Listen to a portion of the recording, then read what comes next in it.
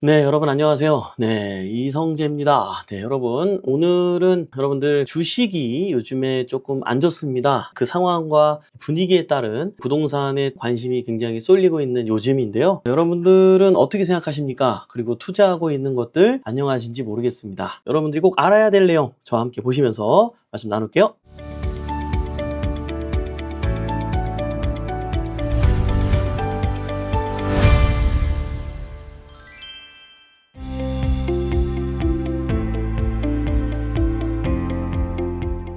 자, 먼저 여러분들 뭐 이런 기사들 역대 뭐 많이 보고 있죠? 역대급 실적에도 못 넘은 눈높이 3전 6%대 급락하는 이유는 89조 3전 역대급 실적 내놓은 날 또 터진 메모리 고점론, 반도체 조정 예상, 코스피 이어 코스닥도 매도 사이드카 발동, 급락 중 반도체 고점론, 이란 리스크에 흔들 코스피 코스닥서 이딴 매도 사이드카 오후 들어 낙폭을 키우고 있다, 이런 얘기하고 있습니다. 여러분, 폭락장이 왔다 하면 카드론 빨리 무려 668% 폭증. 여러분, 이게 지금 주식 관련해서 신용융자 잔액이 대출받은 돈이요, 잔액이 지금 37.3조나 된다고 합니다. 미수거래는요 하루 평균 반대 매매가 527억 원이나 일어난다고 하고 있어요. 이게 지금 어마어마한 수치이기 때문에 이런 것들을 지금 기사화해서 기자들이 지금 올리고 있는 요즘 분위기입니다. 그래서 그런지 요즘에는 예전처럼 지금 주식 얘기가 많이 좀 들어갔죠. 분위기는 좋은데, 아니 이 본사들만 분위기가 좋은 것 같고요, 주식을 투자하고 있는 개미 투자자분들은 실제로 굉장히 공포스러운, 고민이 많이 되는 이런 분위기인 것 같습니다. 반대 매매가 7배 증가했고요, 금감원 레버리지 B2 위험하다, 집중 점검하겠다라고 합니다. 신용융자 잔액이 6월 말 37조 3조.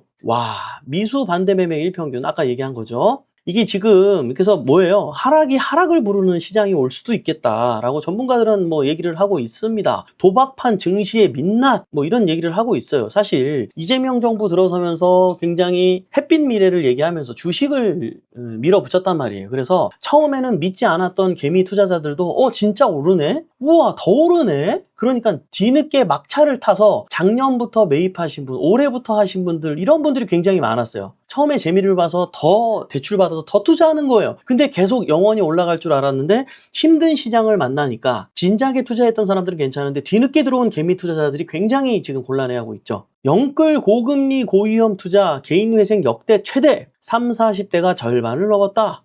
이게 다 개미 투자자들일 가능성이 굉장히 높죠. 8% 급락 후에 B2 1,700억 강제 청산. 이게 무슨 말이냐면, 여러분 보통 투자금이 내가 5천만 원이 있잖아요. 그러면 거기에 3배 1억 5천까지 은행에서 대출을 해줘요. 근데 만약에 이게 한 5천만 원에서 한 3천으로 만약에 줄잖아요. 급락하잖아요. 그러면은 나머지 돈도 이게 날아갈지 모르니까 은행에서 1억 5천을 빼갑니다. 빌려줬던 거를. 이게 강제청산이에요, 강제청산. 그러니까 빌려서 나는 이자도 내면서 막 이렇게 하는데, 만약에 안 좋으면 은행이 위험한 상황을 겪지 않으려고 이분의 원금 직전까지만 놔뒀다가 좀 봐줬다가 은행이 싹 빼가는 거예요.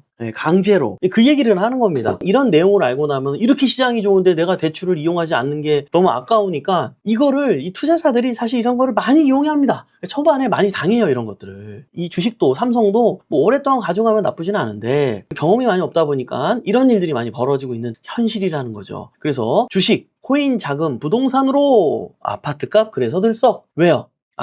진짜 이런 와중에도 이재명 정부가 그렇게 규제한다 했는데도 진짜 또 오르는구나, 이런 분위기를 지금 또 느끼고 있지 않습니까? 그래서 어때요? 이런 쪽으로 투자하셨던 분들도 역시 주식이 그러면 그렇지 하고, 불안해서 나 더 이상 못할 것 같아, 돈 빼가지고 지금 또 부동산 산다고 합니다. 가뜩이나 오르고 있었는데 지금 이 분위기 때문에 또 좋아지고 있는 지금 상황이라고 보시면 될 것 같아요. 집값 역대 최대 폭락 시작됐다는 인기 유튜버의 주장 맞을까? 양도세 중과세 6월 이후에 집값 전망 폭락론, 투기 탓에 집값 올라, 규제 강화로 살 사람 없어 폭락, 폭등로, 정책 실패, 양도세 중과세로 매물 나올 거, 뭐 이런 얘기 막 나오고 있는데요. 이게 언제적 기사예요, 여러분? 21년도 기사예요. 지금 이 두 개가 21년도. 이때도 이랬어요. 이때도 그랬고요.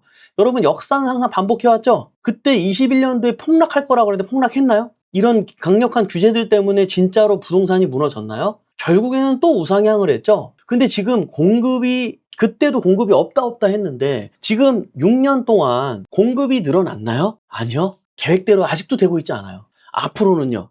앞으로의 계획도 없어요. 지금 여러분 부동산은 여러모로 전 예전에부터 얘기했지만 지금도 계속 또 오를 수밖에 없는 그 요인들만 갖고 있어요. 그러나 7월 달에 이제 좀 있으면 발표할 것 같은데요. 이제 정부에서 이 세금 관련해 가지고 부동산과 관련해서 이제 강화를 할 것 같은데 그거 한다고 부동산이 잡혔나요? 그죠?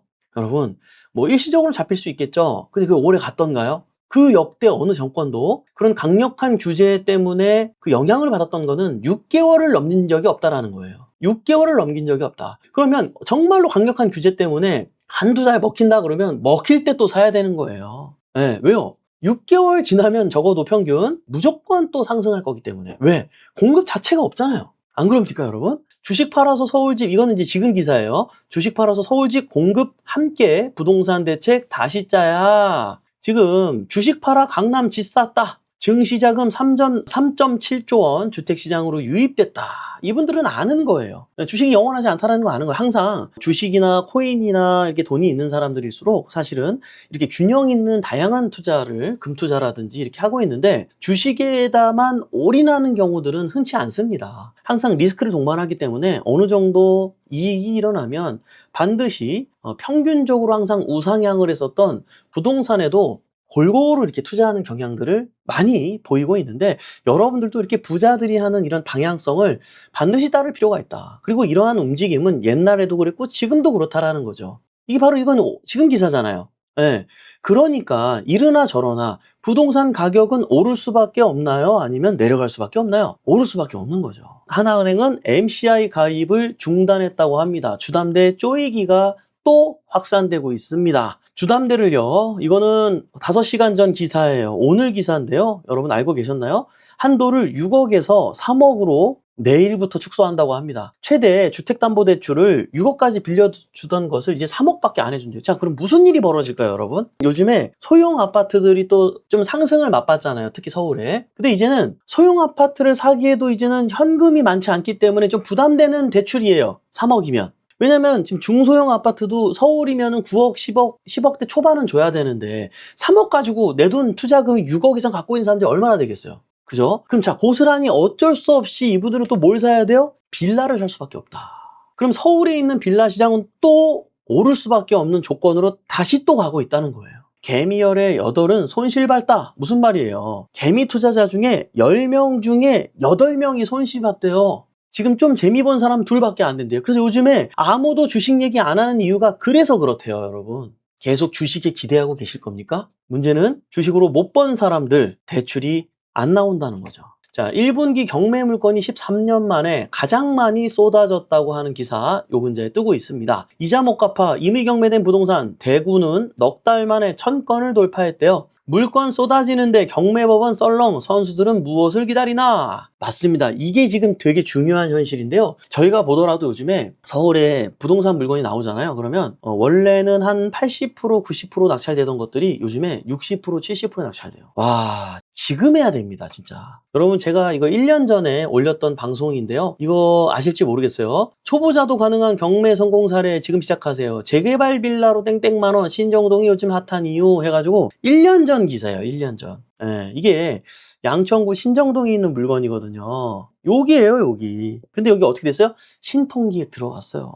그때 제가 이 영상에서도 얘기했단 말이에요. 예, 이거 이렇게 해서 돈 벌 수 있다. 이거 해야 된다. 들어왔죠? 또 이런 것도 있습니다. 요게 그 신정동 빌라가 이거 어떻게 됐어요? 낙찰을 그때 3억 1,200에 낙찰됐거든요. 지금 얼마예요? 9억이에요, 9억. 9억이에요. 6억이고 9억이에요. 2년 만에 2배가 올랐다는 거예요, 2배가. 자, 지금 제가 보여드릴 영상은요, 2년 전에 제가 방송했던 영상이거든요. 여러분들, 제가 그때 뭐라고 했는지 진짜 이거 말대로 됐는지 한번 보십시오. 보여드릴게요. 아직 여기가 완공이 되기 전이기 때문에, 이곳이 완공이 되기 전이기 때문에 아직 감흥이 없을 이 시점에 우리가 노력해보는 건 어떨지. 뭐 서울에 투자할 수 있는 유망한 지역들 많은 곳들이 있습니다. 많은 곳들이 있는데요. 지금 현재, 그래서 제가 지난번에 말씀드린 적 있죠? 관악구를 예를 들어줬잖아요. 관악구. 관악구 뭐 미래 가치가 있는 거 뭐 많죠. 여기도 뭐 2억대, 3억대 빌라들 많습니다. 그러면은 그런 것들이 지어지고 나면 아파트 가격이 어떻게 될까요? 오르겠죠? 예, 오릅니다. 여기 있는 아파트 이 평당 3천대 이렇게 형성이 돼 있거든요. 예. 자, 이 아파트가 그래도 관악구에서 제일 새 거예요.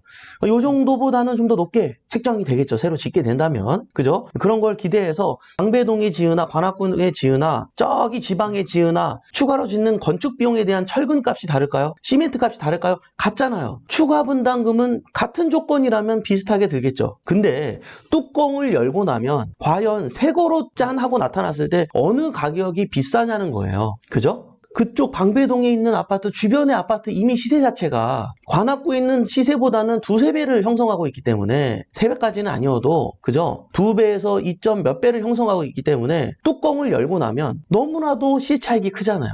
그리고 아까 그 물건 만약에 역세권의 어떤 혜택을 받으면서 지어지게 된다면 추가 분담금 또한 많이 들어가지 않을 확률이 굉장히 높기 때문에 미래 가치가 굉장히 좋은 물건을 아주 경매로 그것도 싸게 잘 받았다라는 여러분 제가 2년 전에 이런 얘기를 했습니다. 이 동네 지금 어떻게 됐을까요? 이거 3억 8천에 교육생분이 낙찰 받은 거란 말이에요. 이 동네 얼마예요? 우리랑 비슷하고 조금 우리보다 좀 오래된 건데 이게 지금 6억 9천에 매물이 나왔어요.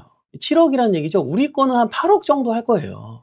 옆에 5억 5천짜리도 좀 작은 물건이 있는데 이게 심지어 위반 건축물이니까 이 가격인 거예요. 옆에 35억은 이건 뭐가 잘못된 거고 3.5억이 잘못 나온 게 아니라 이게 무슨 여러 개가 나왔나 봐요. 그래서 그런 거예요.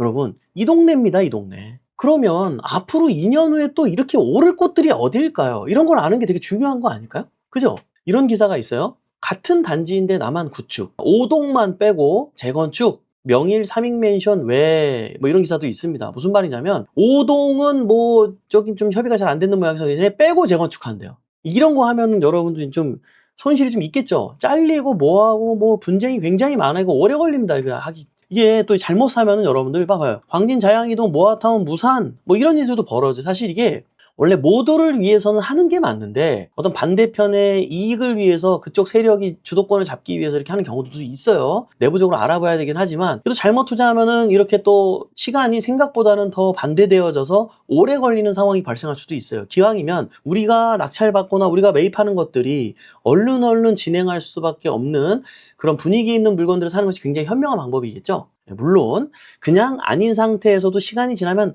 언젠가는 될 가능성도 있기는 하지만 우리 입장에서 그래도 일단 1, 2년 안에 빨리 좀 많이 버는 것을 선호하지 않습니까? 지금 이런 분위기가 옛날에도 빌라들이 맨날 그랬나요? 아니에요.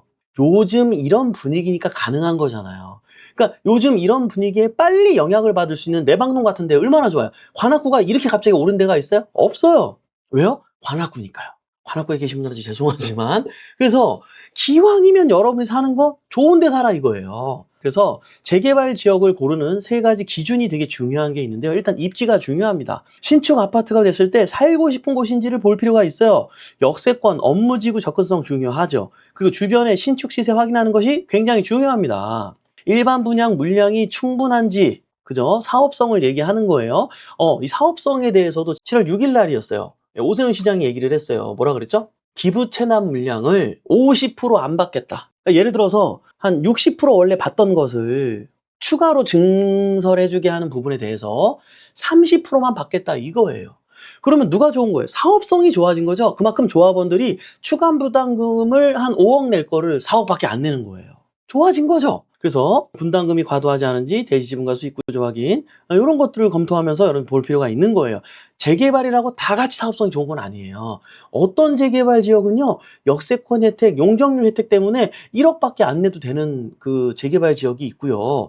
막 4억 내야 되는 지역도 있단 말이에요. 그래서 여러분들이 이런 옥석도 가릴 필요가 있다는 거예요. 근데요 여기는 지역이 좀 저렴한 지역이니까 추가 분담금이 덜 들을까요? 아니에요. 건축비는 압구정동에 지어도 거제도에 지어도 똑같다라는 거죠.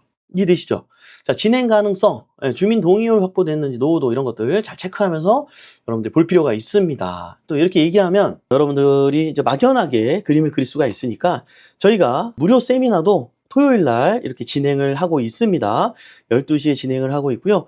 특강 종료 후에 또 1대1 상담도 진행을 해드리니까 관심 있는 분들은 신청해 주신 분에 한해서만 참여할 수 있으니까 꼭 신청을 해주셔야 되고요. 그 다음에 저희가 재개발 실전 마스터 4주 과정을 진행합니다. 그래서 1기를 모집하고 있고요. 원래 비용은 저가 이렇게 돼 있는데 저렴하게 이렇게 하고 있으니까 여러분 그 도시계획 부동산 학과에서 대학생들이 가르치고 있는 제가 직접 또 강의 지도해 드리니까 관심 있는 분들의 많은 참여 바라고요. 여러분들 오늘 내용이 도움이 되었다면 구독과 좋아요, 알림 설정 해주시고 화이팅 하시고 오늘 여기까지 하겠습니다. 감사합니다.